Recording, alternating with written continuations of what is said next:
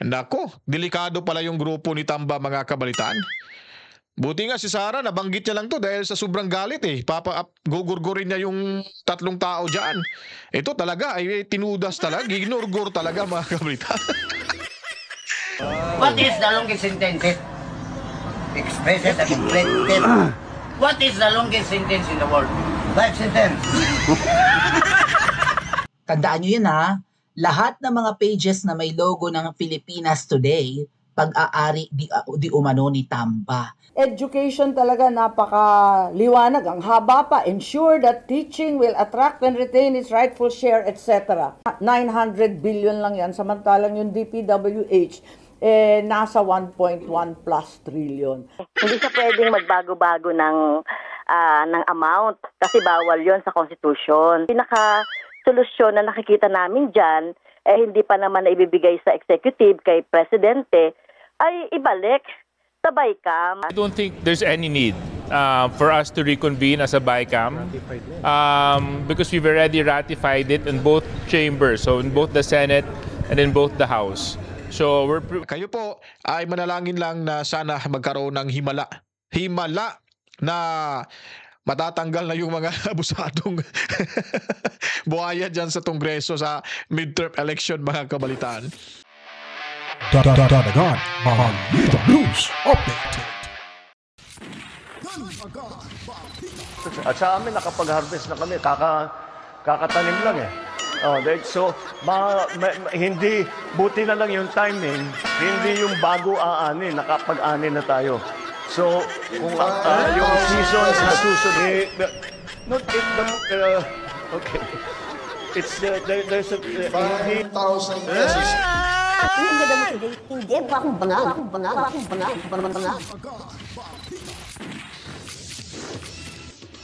Alright, welcome back na naman ho. Nagbabalik na naman ho tayo para ho sa panibagong reaction video na ating gagawin ngayon. At panoorin nyo po ito hanggang sa dulo mga kabalitaan, hanggang matapos yung video ho natin. At huwag i-skip po yung ating ads dahil yan po ay nakakatulong na makabili ho tayo ng pangmerienda pagkatapos ng recording. Basta ang 3-in-1 coffee, huwag nyo pong kalimutan para ho dyan, ha? At yung toasted na pandesal ho natin. At yun lang, tulong-tulong lang para sa pag-ahon ng kahirapan. Mahirap talaga maggawa ng recording, reaction video kasi sa totoo lang aabutin ka ng 3 oras kasi iniisip mo pa yung gagawin mo para magiging maayos, yung thumbnail, di ba? Parang ang hirap eh. Tapos bigla kang tatayo, may gagawin ka, CR ka, so matatagalan ho talaga. Anyways, huwag kalimutan, mag-follow na ho kayo, like, comment, share, para ho tayong lahat ay malaman natin yung mga kaganapan ho sa ating lipunan mga kabalitaan. At pindutin nyo na rin ho yung notification bell natin, i-open nyo na po para pag may bagong video tayo ay agad-agad nyo pong mapapanood. At bago tayo magsisimula, as usual, gagawin pa rin ho natin yung papapakilala sa inyo yung ating mga aktibong partisipante ho dyan sa HUAD Committee sa Mayabang Kapulungan mga kabalitaan.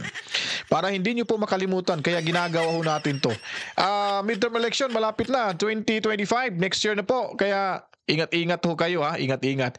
At pag-isipan nyo ng hustot, maayos para upang sa gayon ay magiging hindi masasayang baga kung yung boto nyo at dapat bumoto ho tayo ng karapat-dapat. Yung senatorial slate ng PDP Laban at yung mga independente na in-endorso ni Tatay Digong, sige lang, ipapakita ho natin sa inyo, iisa-isahin ho natin sa inyo mga kabalitaan. So bago pa po natin mga kabalitaan, ipapakita sa inyo itong mga sinasabi nating representatives at district representatives at itong mga nasa WAD committee. Papasalamatan muna natin itong mga nagbigay ho natin ng super duper thanks. Yan, makikita nyo dyan, yun, panoorin nyo po. Yan, sila ho yan mga kabalitaan. So kung interesado ho kayong tumulong at magbigay ng kontribusyon, wala hong problema yan, tatanggapin ho natin yan. So, yun, hanapin nyo lang, may makikita kayong, yung parang thanks yata yun sa taas. So, pinutin nyo, tapos yun, padala nyo na sa akin. Masaya na ho tayo mga kabalitaan. Ito, panoorin nyo muna itong mga gwapito, mga magagaling dyan sa HUAD Committee at sa Mayabang Kapulungan, mga paipal dyan mga kabalitaan. Ito, panoorin nyo.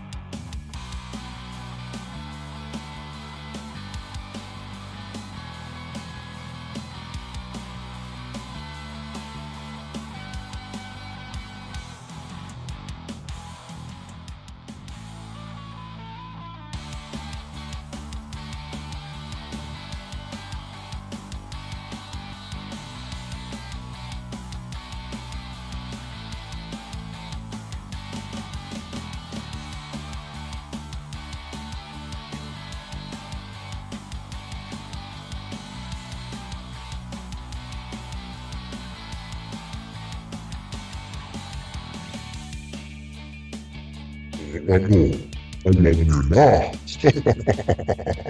Okay, so napanood nyo na. Kayo na pong humusga kung anong gagawin nyo dyan. Basta, tandaan nyo yung mga pagmumukha nila, mga kabalitaan. At ngayon po ay pag-uusapan nating itong si Ma'am Shelo. Ano? Siya po ay dating nasa Department of Finance, yung dating secretary ho. Undersecretary ba? Secretary. Basta nasa DOF siya galing. At ito naman po yung isa, pag-uusapan natin tong gusto nyong pag-good vibes muna tayo. Maya-maya ho, pag-good vibes tayo. Ulit-ulitin natin yan. At si Aimee Marcos po ay talagang sinabihan niya itong ating DBM chief na si Bersamin na utusan at pagsabihan yung kanyang kapatid na hindi pirmahan talaga itong General Appropriation Act of 2025 mga kabalitaan. Kasi makukulong ho dyan si Bongbong Marcos. Tandaan nyo, pag pumirma ho yan, marami hong butas dyan. Maraming labag sa batas yung pinanggagawa ho ng ni sino ba yun? Ni Grace po. Nanahimik si Grace po, no? Hindi na natin nakikita sa media. Ay, Grace po! Kailan ka ba magtanda? Ha? Ang kapal ng noo mo, ha? Umayos ka dyan. May sikreto pala kayo. Nagsisikreto kayo ng meeting sa bicameral dyan. Tapos, hindi nyo kinukonsulta yung mga, sino yon? Yung kasamahan nyo dyan, ha? Umayos-ayos kayo, okay? Ito, may sikreto to dito eh. Kukuha tayo ng video dito, video clip sa portion lang. Kasi may mga sikreto. Alam nyo ba mga kabalitaan, nadadami pa lang Facebook page ni Tambaluslos mga kabalitaan? Ha? Ang dadami pala nilang page. Mamaya, iisa-isahin ho dito mga kabalitaan. Pakinggan nyo po maya-maya. At yun na, balikan ho natin si Ma'am Shelo. Dito ho mga kabalitaan, no? Kung paano ho nagkakaproblema itong zero budget ng PhilHealth mga kabalitaan. At meron pa pong isa. Ito pala, ha? Naalala niyo po ba itong isang abogado or ito. Poso ito ni Jason Sa.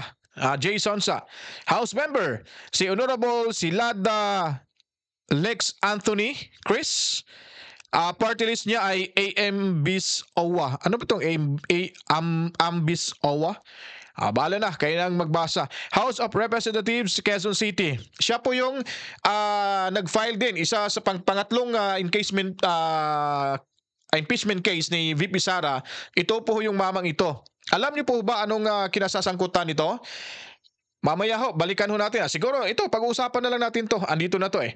So alam niyo po ba mga kabalitaan, tandaan niyo po ha, si Honorable Kulada ba to? Kulada Lex Anthony Chris. Siya po yung nag-sponsor ho ng third impeachment complaint against ni VP Sara Duterte. Ano po ba yung kaso ngayon? Babasahin ko po dito kay Judy Vebre. Sabi po niya dito sa Poso, naalala niyo ba yung sinabi ni Ma'am Malu Tequila? Parang ito yata yung sinasabi niyang binaril lang, naglalakad yung suspect. On October 24, 2024, si Giovanni Triste, a former village chief of San Rafael in Tigbawan Town, was murdered by certain John Castro gamit ang .45 caliber gun. Now, ba't ho ba na-involve itong si Kulada? Si Kulada mga kabalitaan dahil nga po nakarehistro ho ang .45 caliber na ginamit ng gunman sa pangalan ho ni Alex or ni Lex Anthony Chris Kulada. Di ba? So, medyo lumalabas na ho yung katotohanan diyan kung sino talaga yung mamamatay tao sa partido ni Inday Sara or sa kabila ho. Hindi ko sinabi siya yung nagpatay, pero ang tanong ho, ba't nagamit sa gunman yung .45 caliber? Kayo, ano bang masasabi nyo dito mga kabalitaan? Ha? Malamang, pwede, hindi ko sinabing ito lang yung nakikita ho natin. Baka bodyguard niya itong si John Castro. Hindi ko rin alam, hindi ko naman to kilala, na nagkataon no ay dala-dala yung armas o baril nitong kongresistang ito. Ngayon ko lang nakilala to, hindi ko to kilala eh. Hindi naman to sikat eh. Papasikatin natin sa kanyang kalukuhan. Si Lex Anthony Chris Kulada. Yun po ang representative ng AMBIS OWA. Didiretsuhin ko lang yung pagbasa kasi ngayon ko lang narinig to. Paano babasahin to? AMBIS OWA representative ho, mga kabaitan. Then siya po yung sponsored ng third impeachment complaint against sa ating pangalawang Pangulo, Inday Sara Duterte. Now you know, sino kaya yung mamamatay tao? So lumabas na ho yung baho, mga kabalitaan. Di ba? Karma is real talaga. Hindi talaga magwawagi yung ang kasamaan sa kabutihan, mga kabalitaan. Kapafile lang ho nila nito na impeachment complaint. Now, ngayon, binira ho itong former village chief na sa San Rafael sa town ho ng Tibawan ni certain John Castro gamit ang 45 caliber gun nitong si Alex Anthony Chris Culada. So kayo na pong humusga, ano po ba yung motibo? Malamang itong si former village, baka di ko sure si John Castro o bodyguard ba ni Alex Culada or Lex Culada na nagamit lang yung baril, o pwede rin nating pagdudahan na baka inutos hindi ko sinabing inutos, baka may ganong anggulo ho na baka magkaenkwentro ho sa politika at kung ano-ano pa, mga kabalitaan. So hindi ho tayo husgado para husgahan itong si Lex Culada.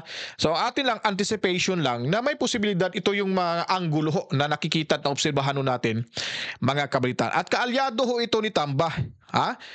So pag napatunayan na inutos ho ito, may pag-uutos mula mismo sa kanyang sa nagmamayari ng baril na si Culada, nako, delikado pala yung grupo ni Tamba, mga kabalitaan. Buti nga si Sara, nabanggit niya lang to dahil sa sobrang galit gugurgurin niya yung tatlong tao dyan. Ito talaga ay tinudas talaga, ginurgur talaga, mga kabalitaan. Sino kaya isusunod na gurgurin politiko dyan? Baka balikan ho kayo sa kabilang partido. Nako, nakakatakot to.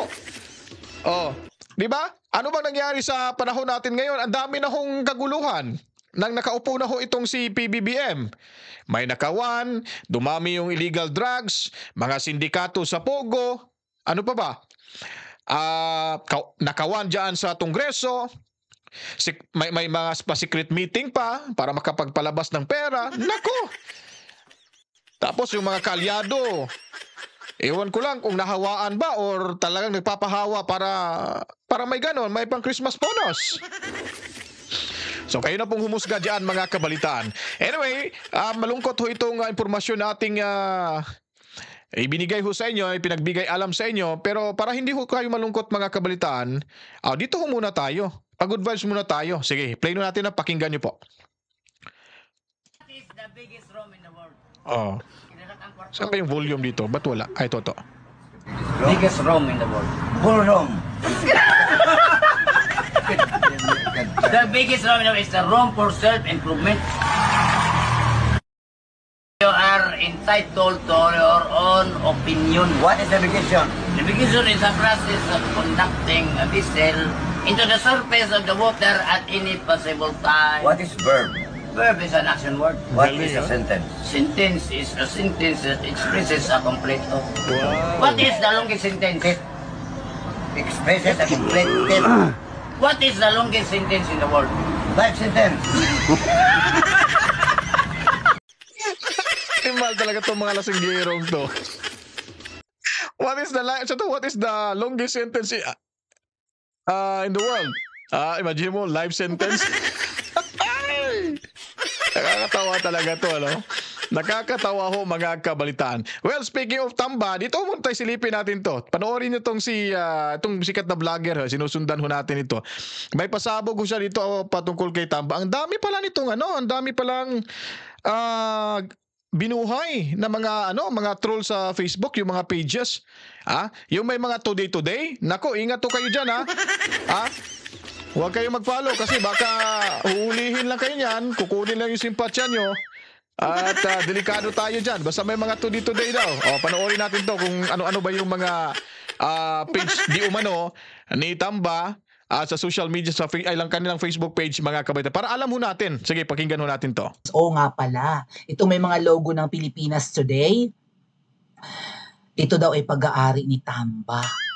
Tandaan nyo yun, lahat ng mga pages na may logo ng Pilipinas Today, pag-aari di umano ni Tamba. Kahit yung mga Batangas Today, mga ganun, basta may pa Today, tas ang logo ay Pilipinas Today, pag-aari yan ni Tamba.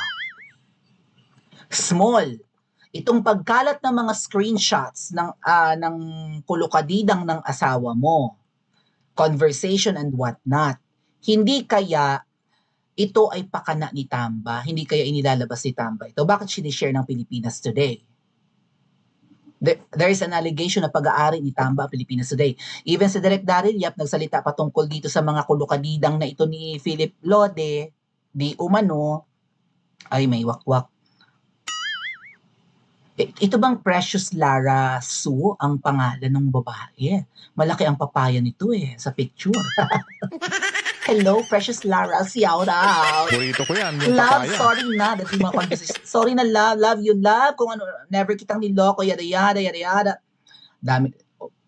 May screenshot pa na may picture na sinend ni Philip Laude. Opo, love. Mga conversation to ni, Ano to? Ibig sabihin nito, kaya ho isiniwalat ni Princess Maui yung di umano, yung mga Facebook pages dahil ito ay nagpapakalat ho ng mga information, yung mga private information sa isang tao. Kung totoo man ito kung totoo, kayo, ano masasabi nyo dito mga kabalitaan? Kung totoo man ito nako, nakakatakot ho. Iba talaga yung yung kita sa mga DDS supporters na itong page na to ay mula sa DDS, yung pala nagmamay-ari allegedly yung grupo ni Tamba. Posible hong mangyari yan, may pera ho sila. Pwede silang mag-utos ng mga eksperto sa gagawang mga ganyan. At mga naglalagay ho dyan, mga professional ho yan. May IT, computer science, graduate, yun, kukunin ho nila yan. Kasi expert sa mga ganyan kasi. So tandaan nyo po mga kabalitaan, huwag ho kayong magpapalinglang ho. Nililigaw ho nila tayo, may misleading ho nagaganap po sa page na ho yan. Ayon pa kay Mama Princess Maui. So nasa sa inyo na ho kung maniwala kayo. Ako, naniwala ako ho dito dahil sinusundan ko ho ito. Magaling din tong vlogger na ito. Malayo ako, wala sa ako kumingkinga ni Princess Maui pag nag-expose ho ito ng mga information ho. Tandaan nyo po, yung may mga today na yan, nako, ingat na kayo. Kung nagka-follow ho kayo dyan, yung Batangas Today, kung meron mang Pampanga Today, basta kayo, may logo ng Pilipinas, unfollow nyo na yan, unsubscribe nyo na yan. Hindi ho yan sa mga supporter ng DDS. Yun po yung diskarte ho nila. Sige, tuloy ho tayo dito. Chat ni pinost ni Precious Lara yung screenshot ng conversation nila ni Philip. So si Precious Lara, ang kulukadidang, bakit niya pinost? Sinaya ni Direk Daryl Yap. Siyaw raw, Direk Daryl Yap. So nagchat-chat si Precious Lara at saka si Philip Lode. Opo, love, sabi ni Philip Lode. Paalis na, love. I love you so much, love ko. Ay, bagets-bagets kasi yung Precious Lara. Nakakaloka ito. Hindi ako papayag walang hiwalayan, hindi ako payag na maghiwalay tayo, sa akin ka lang walang hiwalayan. Ganito ang mga chat ni Philip Lode sa babae. Obsessed.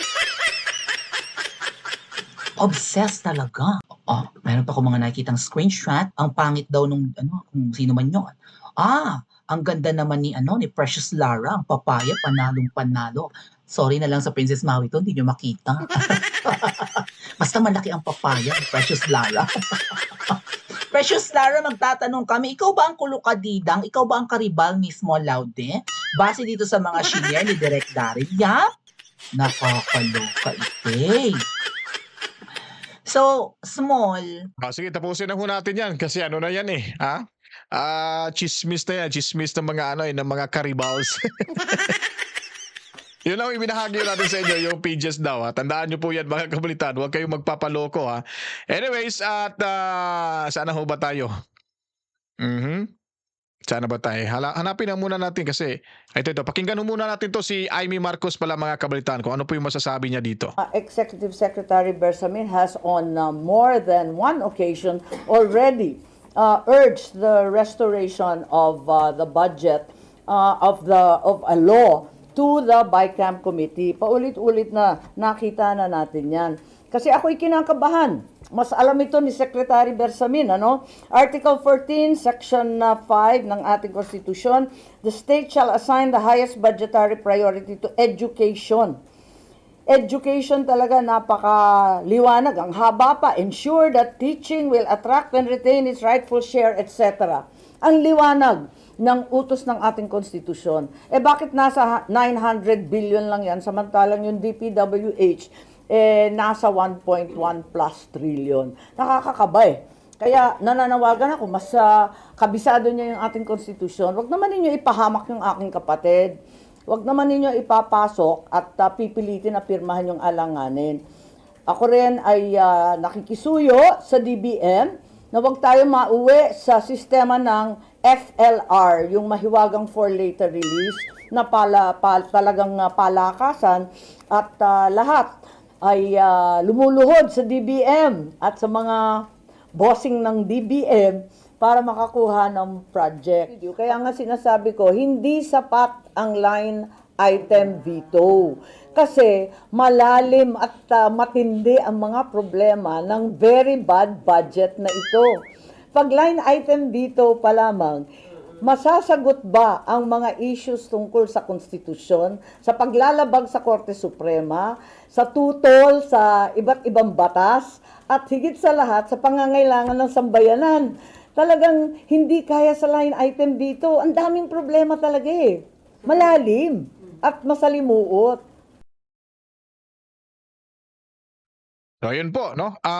Sa totoo lang, medyo awang-awa talaga ako dito kay Ma'am Amy Marcos, mga kabalitaan. Totoo yun. Dahil na-sandwich mo siya dito, hindi siya makapalag-palag Maraming hindi ho naniniwala sa kanya at sinasabing namamangka at sinasabing kaplastikan dahil nga para hindi madamay sa problema.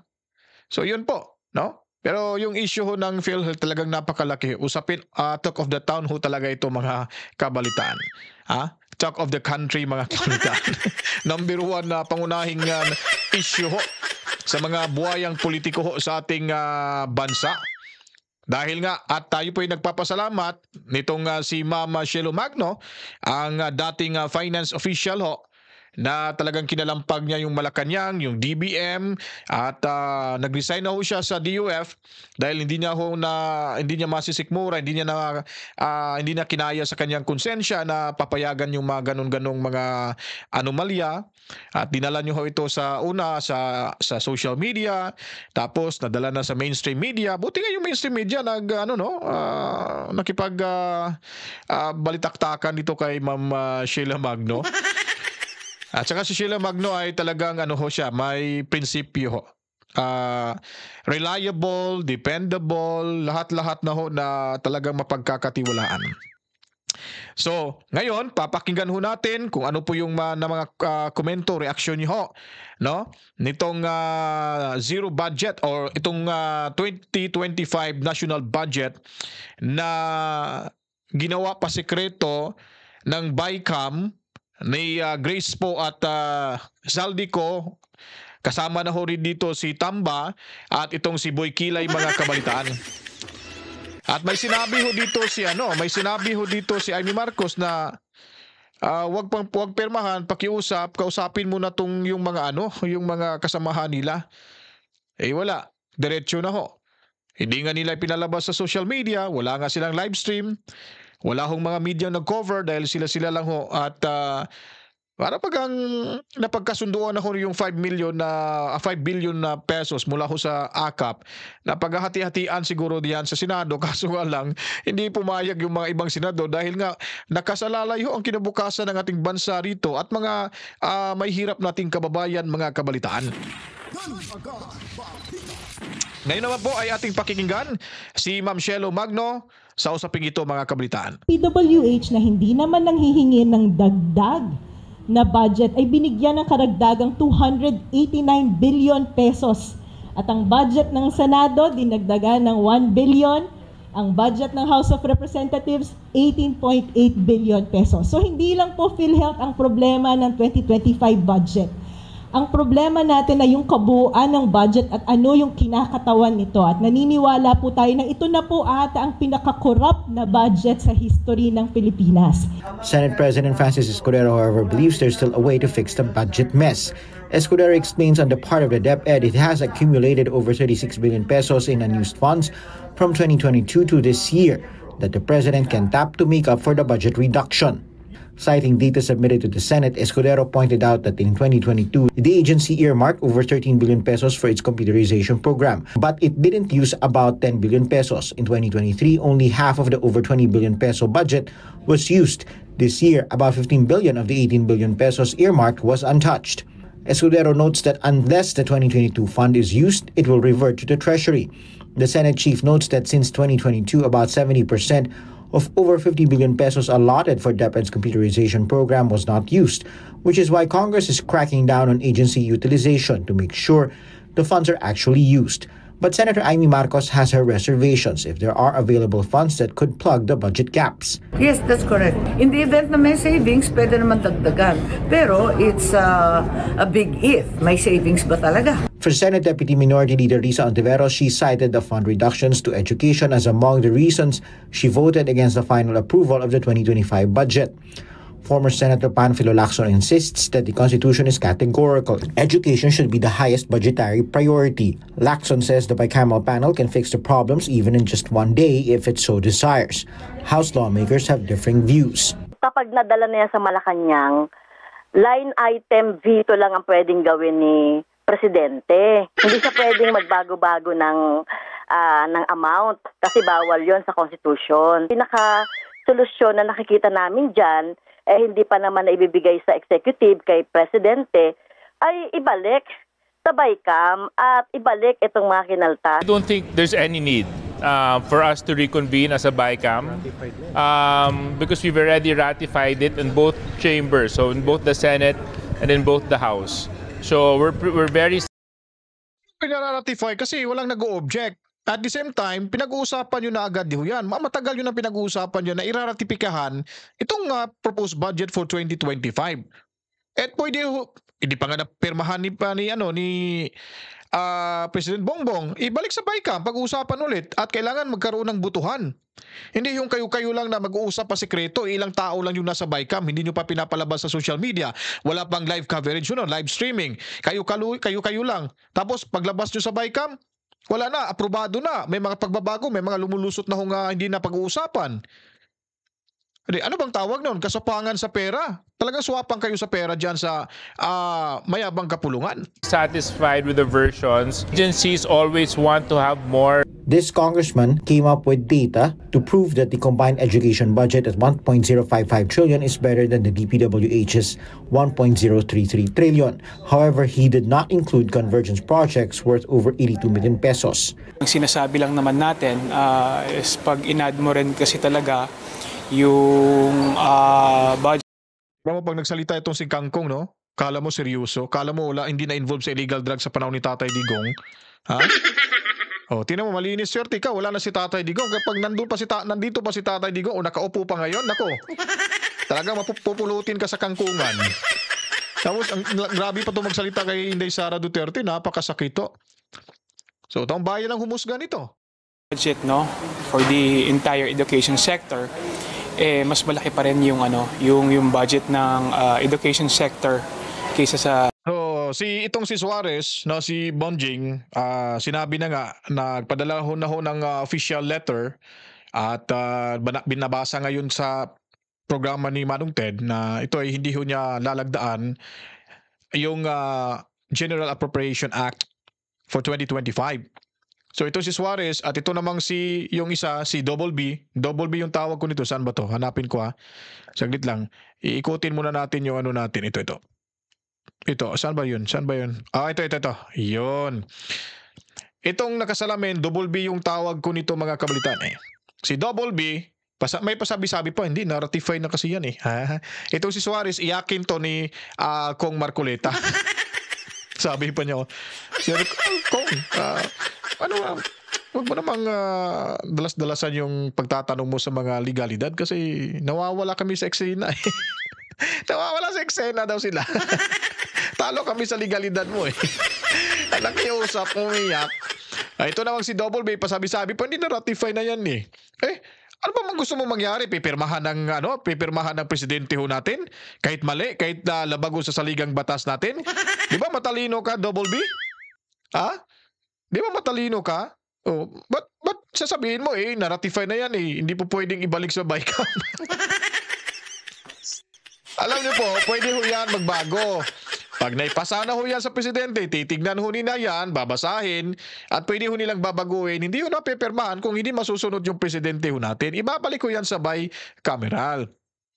Doon pag-uusapan. Sana pag naibalik na ho ito sa BICAM, lalahok yung mga senador at yung mga pumirma doon, at doon na pagdidibatihan. Kasi may may debate pang mangyayari dyan. I-approve talaga yan.